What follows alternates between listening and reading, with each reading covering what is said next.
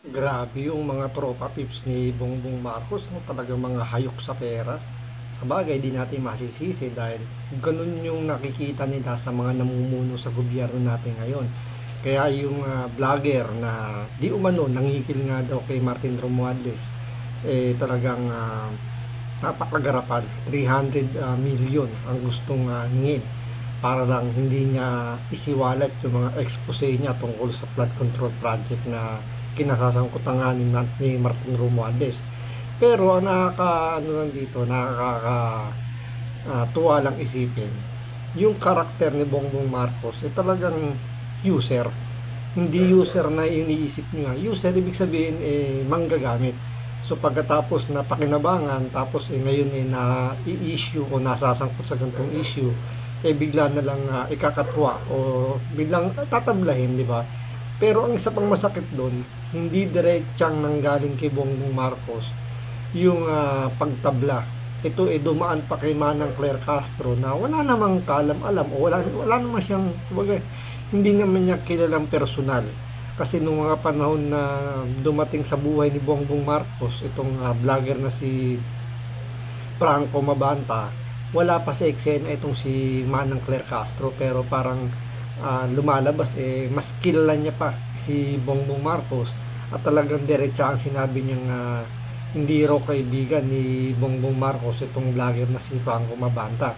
Ngayon, mas kilalanin pa natin sino ba talaga si Franco Mabanta sa social media, sa buhay ni Bongbong Marcos, at bakit ba napakahalaga nito. Kasi marami ang binabaliktad yung sitwasyon ngayon. Pinalalabas nila na diehard Duterte supporter o DDS itong si Franco Mabanta, gawa ng dati itong sumusuporta kay Pangulong Duterte, pero nung mga later part na, nung patapos na yung termino ni Pangulong Duterte, tumalon na to ng ibang bakod, at yun nga nagsimula na yung friendship nila ni Bongbong Marcos.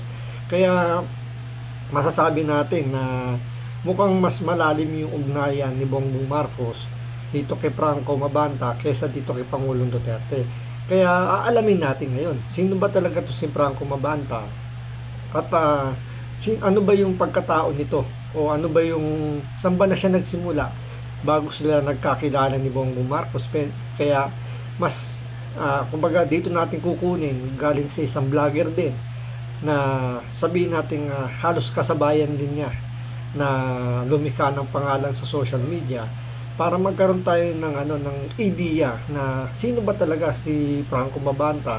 Ito ba isang DDS o talagang malapit kay Pangulong Bongbong Marcos? Ito panoorin po natin. Pero siyempre, bago ang lahat, kung hindi ka pa nakasubscribe sa Makapili TV, baka naman pwedeng pakipindot po muna yung subscribe button, at the same time palike na rin po ng video. Wala naman pong bayad dyan, kaya pindot na. So ito, panoorin po natin. Noong talagang panahon ni Marcos during the campaign, actually nagkaroon pa nga ng konting alitan, allegedly, di umano. Etong si Franco Mabanta at yung isa pang vlogger, yung Malusog, di ko na lang papangalanan kasi hindi naman siya pinangalanan dito. Yung Bayot na Malusog, hindi ko na lang sasabihin. Kasi pareho silang kaibigan ni Marcos. Yung nagpipretend na Duterte supporter dati, yung Bayot na mataba. Hindi ko na lang sasabihin yung sabi nilang may sakit na daw. Yun ang dating magkakaibigan. At ang balita nga, ito'y balita po ito'y alleged lang ito'y haka-haka lang nung iba. Ito'y kinwento nung iba. Naglaban daw itong si Mabanta at itong si Bayot. Hindi ko na sasabihin kung sino yung Bayot Kilala nyo naman yan, sigurado ako. Mag-isip kayo. Think. Di ba? Ayun na, yung binabanggit ditong Bayot ni Banat Bay, walang ibang kumbaga, ito ay si pinag-aral ko sa ibang bansa ni Bongbong Marcos. Ito yung baklang nag-iiyak nung panahon ng COVID, yung nangihingi ng tulong o humihingi ng mga donasyon sa mga iba't ibang politiko, ibang tao. para sa mga frontliner natin, yung mga doktor, mga nurse. So, yung binigay niyang clue dito, sabi niya, thinking nga daw, isipin niyo kung sino yan. Isipin yung maigi na vlogger na ang pangalan ay nagsisimula sa think. So, kayo nang bahalang magdugtong kung sino yun. Pero alam ko, may ideya kayo kung sino yun. Di ba? Siya po, naglaban daw sila. Kasi etong si Bayot, sinulot daw sa kanya kay Mabanta si Marcos. So, kliyente ni Mabanta talaga si Marcos. Sa katunayan, may mga lumabas na balita sa politiko. Papakita natin. Hindi, para maintindihan natin kasi hindi ho tayo basta-basta, yan, ayan. Ito po, mismong politiko ang nagbalita. Bongbong Marcos taps Franco Mabanta as social media director. Siyempre, etong si Bayot, hindi ito nakapwesto nung panahon ni Pangulong Duterte. Nagpipilit ito na makapwesto nung panahon ni Pangulong Duterte. At may balita pa nga, kinikilan niya. Sinisingil niya, alam mo naman si Pangulong Duterte, ayaw sa ganyan. And, ginamit pa si Moca nun para magpalakas sa mga Duterte. Pero, alam mo naman, hindi ho ganun sa kampo ni Pangulong Duterte. Kaya galit na galit ito kay Moca Banat-banatan pa nito si Moca nun Meron din siyang isang kaibigan na nakisali din. Naaway-away sila dyan. Binanatan si Moca. Hindi nila matanggap na bakit mas matalino sila, mas matalino siya. Si Moca ang kinuha bilang assistant secretary ng Malacanang. Kasi hindi nila maintindihan na si Pangulong Duterte hindi yan tumitingin lang sa talino mo o sa iyong galing. Hindi yan. Hindi lang yan dyan. Napaka-importante ng loyalty and yung heart mo. Kung talagang para sa bayan ka. Hindi porket matalino ka lang, yun na yun. Hindi ko sinasabing hindi matalino si Moca, pero ang sinasabi natin dito, si Moca kasi may dunong, may puso, at talaga namang loyal sa mga Duterte.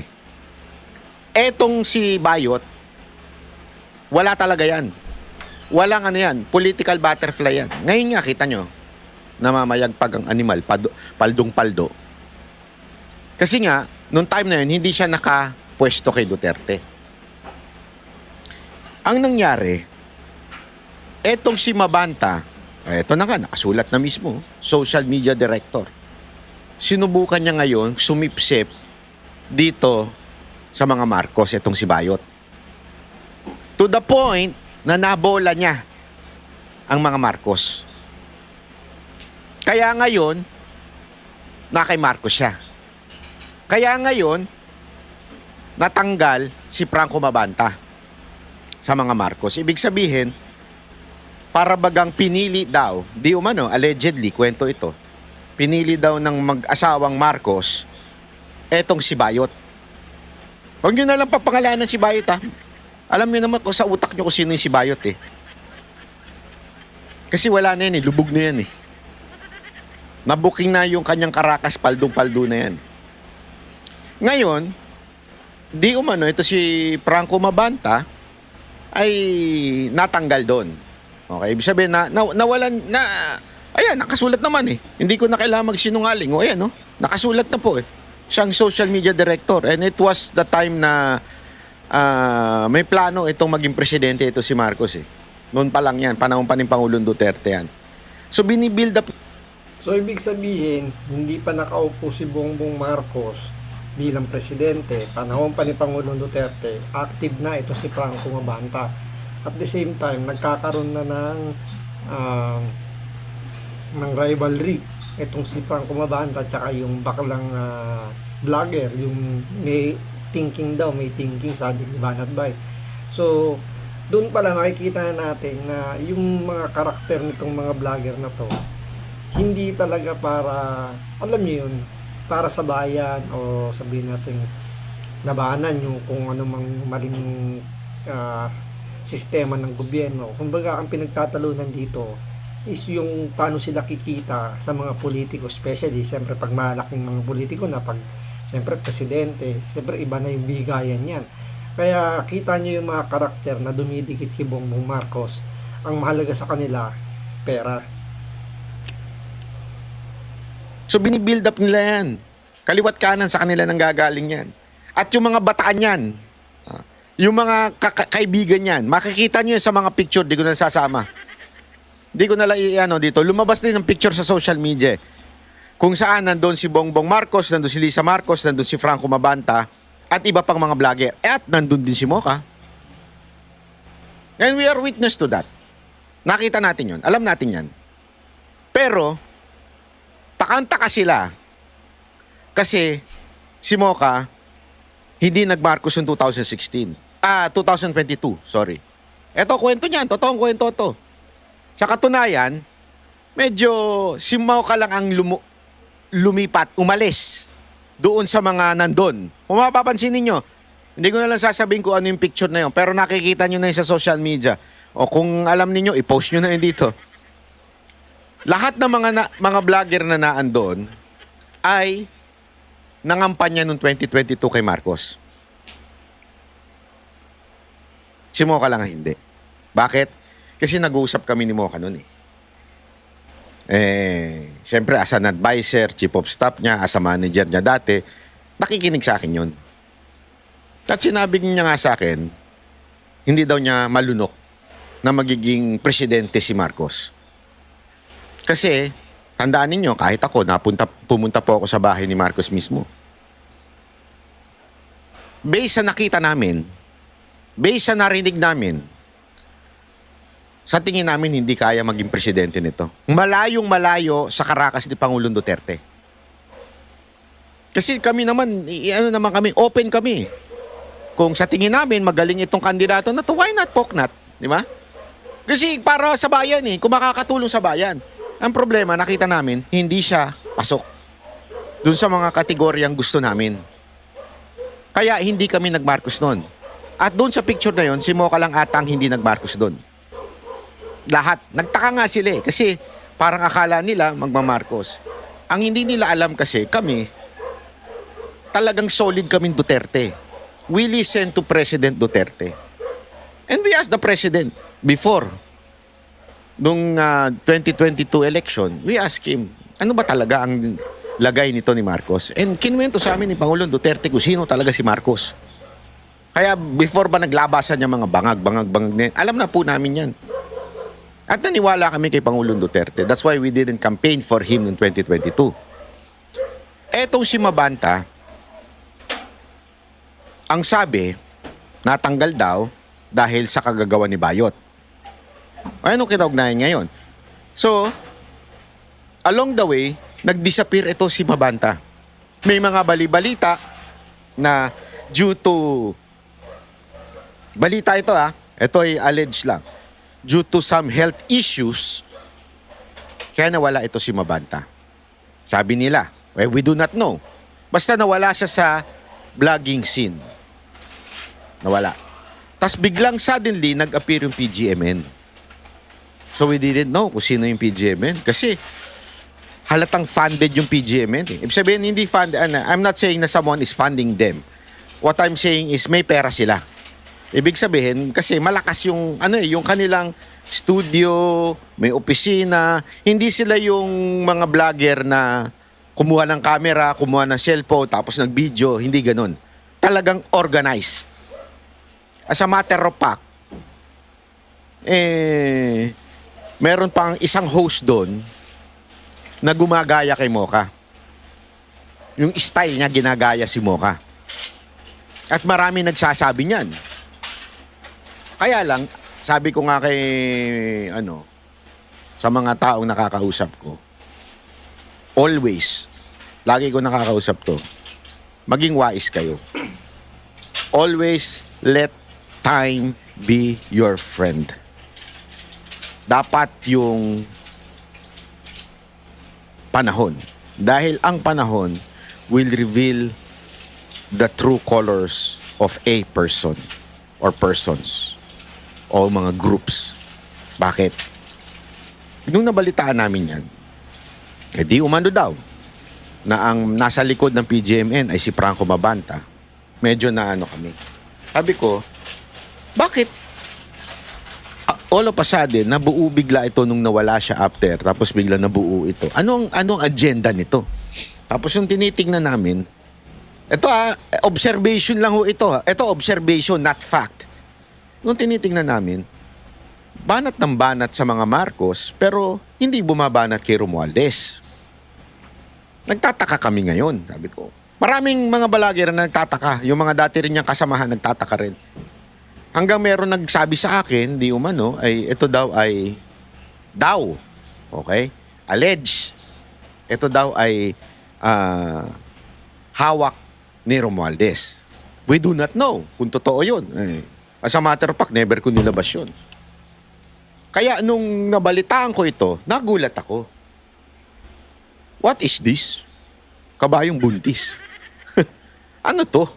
Di ba? Parang, akala ko ba yung bali-balita, yung chismis na kinikwento na hawak daw ito ni Romualdez, biglang eto lumabas.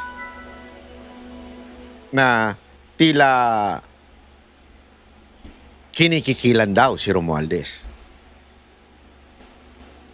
Kinikwento ko sa inyo yung nalalaman ko. Kinikwento ko sa inyo yung buong picture at chismisan sa social media, lalong-lalo na sa mga vlogger. Ngayon, eto, naglabas si Auntie Claire ng video. Ha? At ang lupit ng video na ito, papakita ko sa inyo, para mabigyan ko kayo ng konteksto. Ha? Para masabi ko sa inyo kung ano ba talaga ang nangyayari. Kasi importante ito eh. Wait lang ha. Asan na yun? Bakit di ko nailagay? Ay, sorry, hindi ko ata nailagay. Dali, hanapin ko lang. Yung kung saan Ito. Magandang hapon, Yusek. Okay. Baka may Yan. reaction po Importante pala yan. sa pagkaka-aresto kay Franco Mabanta, PGMN founder, kaugnay dito po sa extortion case sa dating speaker. Huwag kayong kukurap ha. Maganda tong video na to. Ipapaliwanag ko sa inyo yung picture. Kasi alam ko yung picture na yan eh. Okay? Alam ko yung picture na yan, kaya huwag kayong kukurap. Ang nais naman po ng Pangulo sa lahat ng pagkakataon, managot ang dapat na managot. Kung mayroon po silang dapat na panagutan, kung mayroon po silang ginawang krimen, dapat lamang po nilang itong panagutan. Pero definitely, kailangan po ng due process sa lahat ng bagay. Follow up po, kilala po ba siya ng Pangulo dahil sinasabing may papel daw tong si Mabanta dun sa online political campaign? Kilala daw ba siya ni Marcos? Yan ang tanong. Etong si Yusek Castro, bago lang to eh. Wala tong alam.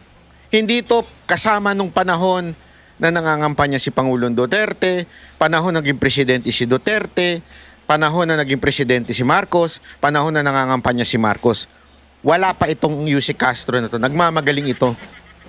Yan ang una. Kasi bakit? Dating anti-Marcos ito eh. Naging Marcos loyalist na lang ito nung naging nung na-hire na siya. Recent lang yun, 2 years ago, 1 year ago. If I'm not mistaken. Pero wala ito sa eksena nun. Kasi kilala namin ang bawat isa. Lahat po ng mga vlogger, OG po kami dyan eh. So alam ko kung sino-sino talaga yung eto. Duterte loyal to.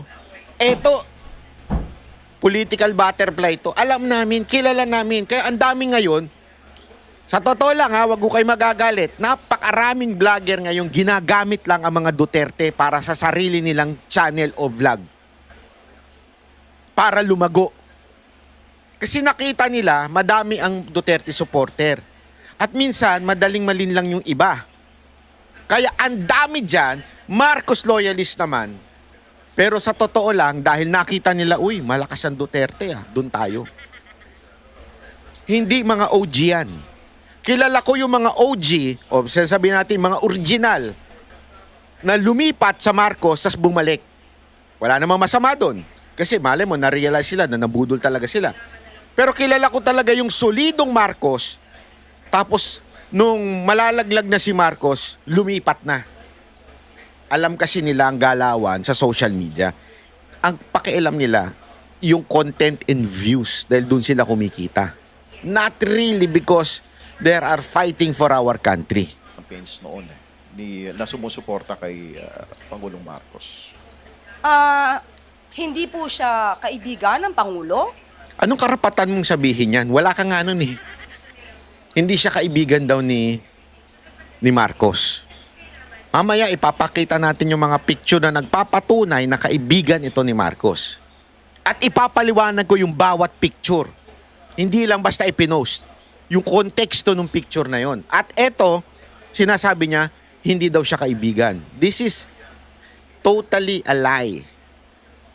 Alam ng lahat ng mga political vlogger na matagal na nagbablog since 2015, 13, 14, alam nila lahat at alam naming lahat na si Mabanta ay malapit sa mga Marcos.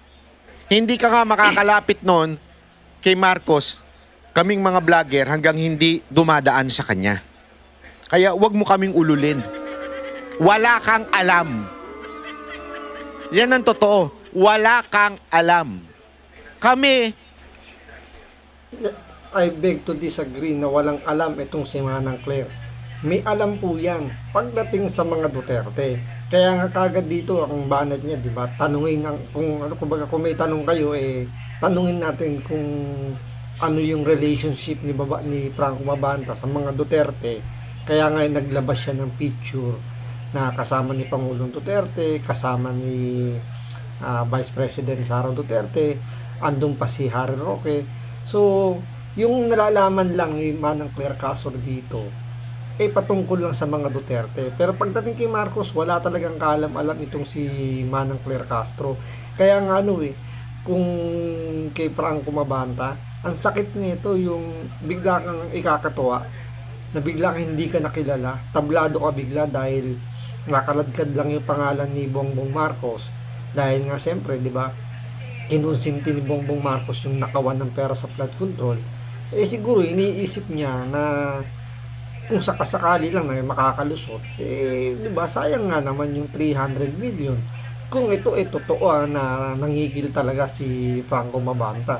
Di ba? Kita niyo yung pagiging ganit sa pera. Lahat ng mga nakapaligid kay Bongbong Marcos, pare-pare sila. Basta pera pinag-uusapan, talo-talo lahat. ilang beses na po kami nakapunta dyan nung panahon na sila hindi pa presidente. At alam po namin, ang contact po namin noon mismo ay itong si Mabanta. Wala po ako sinasabing masama. Ang sinasabi ko lang, sigurado kung kaibigan ni Mabanta, si Marcos. At may mga picture yan.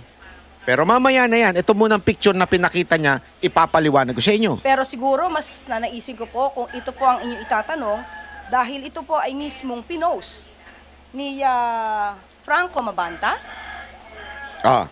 Tingnan niyo yan. Okay? Hulaan ninyo kung saan yan. Kung makikita ninyo, yan mismo ay yung sa hall sa Malacanang. Tingnan niyo yung likod. Alam namin yan. Alam niyo kung bakit? Yan yung isa sa mga event na inorganize ng PCO na si mismo si Mocha ang nag-organize. Yan yung event na kung saan nagkakaroon ng Christmas party sa mga vloggers nun.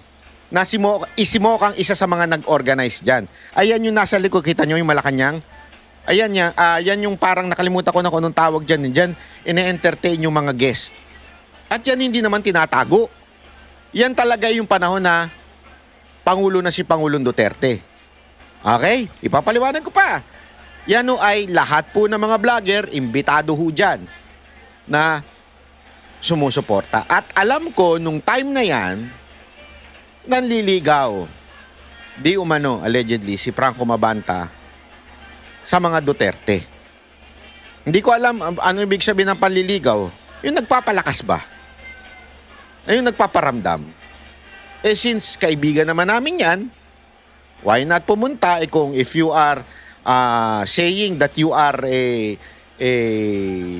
do you want to meet the president, why not? Kasi noong panahon ni Pangulong Duterte, maraming mga lumalapit kay Mocha na gusto makilala si Pangulong Duterte. At sinasabi namin, Mr. President, ito, katulad nung, naalala nyo yung mga ETA?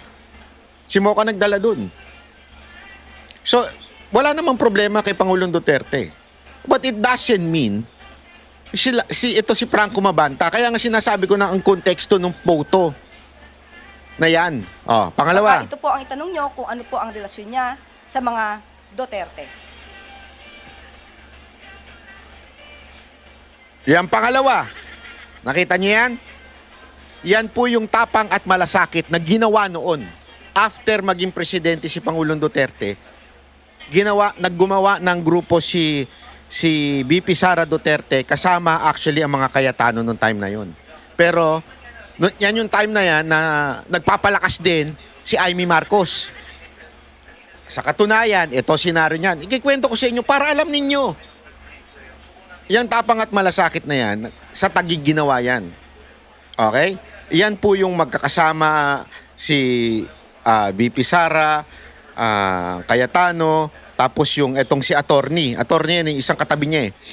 Okay? Tapos, syempre, inimbitahan yung mga gustong sumuporta sa tapang at malasakit na organisasyon. Yan yung organisasyon na binuo ni BP Sara Duterte. Remember, di ba, may hugpo ng pagbabago nun? Tapos eto, di ba? As eventually, nawala ito eh. Kasi nga, magkaroon ng konting problema between, di ko alam if this is true or until now, ganyan pa ba, yung nagkaroon ng problema between BP Sara at saka si Cayetano. Alam nyo kung bakit? Dahil may yung bayot na nuhol. Kasi yung bayot na yun, hindi ko sasabihin kung sino yung bayot na yun mahilig manggulo yun eh. Nanuhol yun, bumulong-bulong dun sa kasama nilang isa pang bayot na hanggang nagkaroon ng konting kiskisan. Yan yung time na yan. At yung time na yan, magkakabati pa yan sila bayot. At saka to. So yun detalyado yung pagkaka-describe, kumbaga yung manilabas na picture ni Manang Claire Castro, naipaliwanag ng maayos ni Banat Bay kung saan yan, at ano yung kinaugnayan ng mga picture na yan doon kay Franco Mabanta. Pero kay Manang Claire Castro, iba ang kanyang kwento dyan, sigurado. Iba rin yung kanyang narrative dyan. At lahat yun, puro propaganda. Siyempre, palalabasin niya na may masamang ginagawa dahil nga nahuli sa entrapment si Mabanta, di ba? So, siyempre, ikukunik na nila yan kay BP Sara. Papunta yan doon kay Madriaga. Dahil ang pinag-uusapan, pera rin yung na kay Madriaga. So, yun yung paiikuting kwento dyan ni Manang Claire Castro na akala niya, mapapaniwala niya yung mga nasa media, social media, lahat ng mga follower niya. Pero sa totoo lang, mas nagmukha lang tanga dyan si Manang Claire Castro at lalo niya pang inilubog si Bongbong Marcos. At saka to sila Mabanta. So, alam mo yon, they're trying to be close with the Duterte. Okay? That is before. That is during the presidency of PRRD. Papaliwanag ko sa inyo kung bakit importante yan. Nandiyan pa nga po si Harry Roque. Anong kinaugnayan ni Harry Roque dyan? Alam nyo kung bakit? Okay. Eto, di ba, naikwento ko sa inyo yung simula. Ano yung simula? Na supposedly, ang close ni Mabanta ay ang mga Marcos. Pero dahil kay Bayot, naitsapuera si Mabanta. Si Mabanta ngayon, at that time, di ko alam kung siya ba ay nanliligaw o gusto magpalakas sa mga Duterte o gustong maging kliyente mga Duterte. Kaya lang, again, knowing the Duterte, hindi ho sila kumakagat sa ganyan.